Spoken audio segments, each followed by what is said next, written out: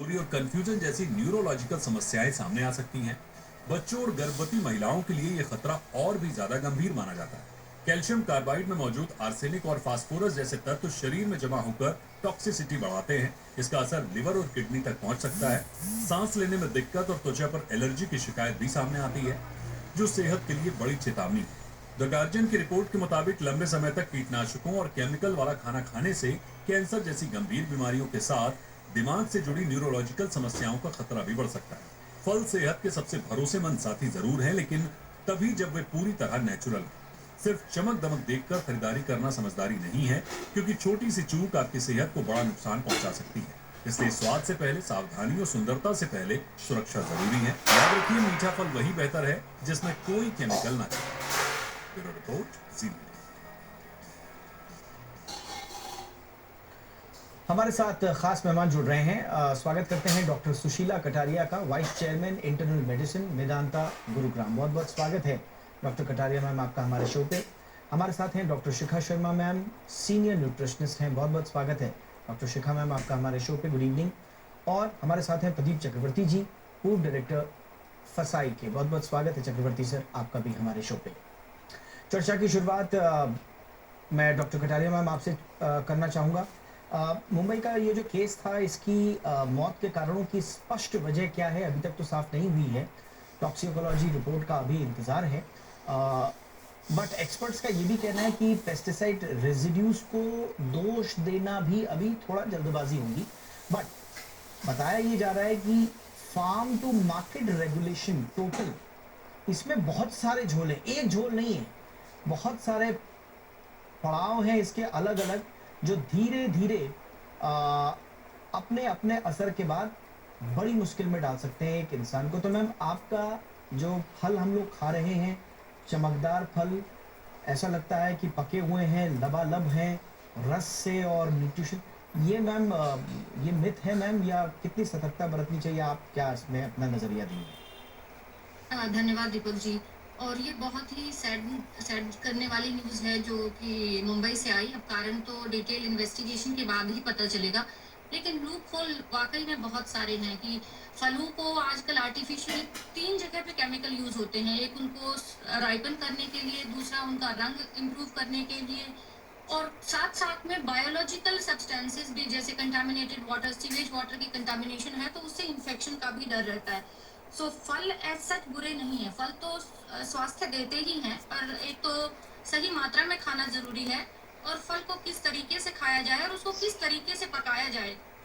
जैसे आपने कहा कि बीच में अगर कोई भी प्रोसेस गलत हो गया, केमिकल का यूज हुआ या गंदे पानी की वजह से उसका सरफेस कंटामिनेटेड है, या हमारे हाथ ठीक नहीं थे, या फल को काट के रख दिया गया कुछ घंटे तक जिसमें बैक्टीरियल ओवरग्रोथ हो गई, तो बहुत सारे स्टेप्स ऐसे हो सकते हैं जो गलत जा सकते हैं, सेहत खराब कर सकते हैं, और कुछ कारणों में ये बहुत हद तक मतलब organ failure, kidney liver failure या मौत तक भी हो सकती है। एब्सोल्युटली। और क्योंकि फल हम सबसे ज़्यादा कंज्यूम करते हैं डॉक्टर शिखा शर्मा मैम, कि हमको प्रॉपर न्यूट्रिशन मिले, हमारी हेल्दी फूड हैबिट का एक अभिन्न हिस्सा हमारे फल होते हैं। बट अगर हमें ये पता चले कि फार्म टू मार्केट रेगुलेशन ही वीक है, यानी कि फलों को किस कंडीशन में उगाया जा रहा है, किस रूप में उनको बड़ा किया जा रहा है, फिर उनको संरक्षित करने के जो तौर तरीके हैं वो कैसे हैं, उनको पकाने के तरीके क्या हैं, और फिर जो मैम ने भी बताया कि फिर उसके बाद जब कंज्यूम उनको किया जाता है तो फिर घर पर भी किस तरह की, तो ये एक पूरी लंबी प्रक्रिया है मैम। तो इसमें किस तरह की निगरानी होनी चाहिए, किस तरह के रेगुलेशंस होने चाहिए, और एक आम आदमी के लिए इसमें क्या सावधानियां होनी चाहिए? कि रेगुलेशन पॉइंट ऑफ व्यू से, जैसे फूड एडल्ट्रेशन एक बहुत ही सख्त रेगुलेशन है, तो इसको हमें एक तरीके का फूड एडल्ट्रेशन ही मानना चाहिए।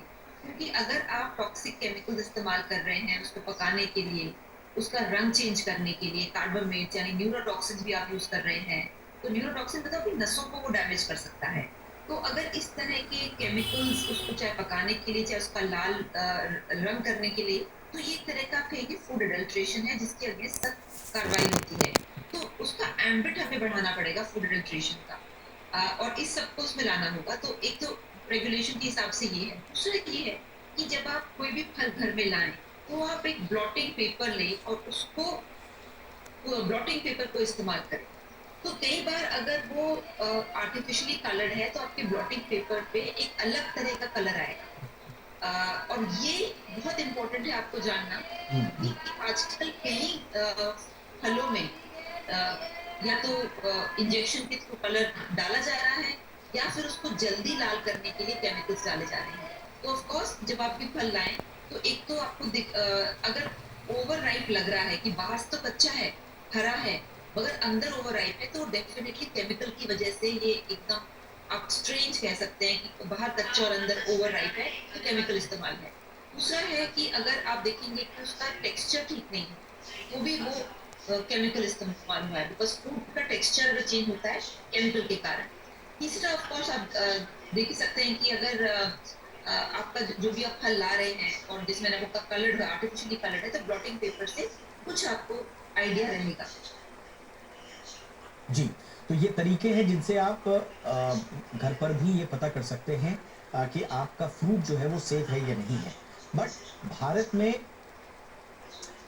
फसाई और एमआरएल सिस्टम काम करता है, यानी कि जो हमारा food safety and standard authority of India है, जो मेन फूड रेगुलेटर है हमारा, food safety and standard act 2006 के तहत जो हमारा काम करता है, तमाम जो फूड आइटम्स हैं including fruits, vegetables, grains, processed food, इनके लिए स्टैंडर्ड्स हैं ऑलरेडी, नंबर 1। नंबर 2, एमआरएल यानी कि हर पेस्टिसाइड के लिए क्रॉप पर मैक्सिमम सेफ लिमिट कितनी होनी चाहिए ये भी तय है, और अगर रेजिड्यू इस लिमिट से ज़्यादा है तो फिर फूड अनसेफ है, नॉन कंप्लायंट माना जाएगा। यानी कि अगर आप देखें तो मार्केट में आप और हम जो फल, सब्जी, वेजिटेबल्स, ग्रेन्स, फूड खा रहे हैं, सब के सब रेगुलेशन की परिधि में हैं।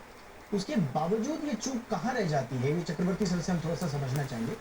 सर, ऊपरी तौर पर दिखने में हमारे पास सारे नियम कायदे सब मौजूद हैं, लेकिन इस तरह से खुलेआम अगर जहरीले फल या जहरीले ग्रेन्स, प्रोसेस्ड फूड, अगर खास तौर से मैं फ्रूट्स की बात करूंगा इससे, और जिनकी आजकल हम देखते हैं कि इस तरह के डेंजर्स बढ़ जाते हैं, तो कहाँ झोल है सर?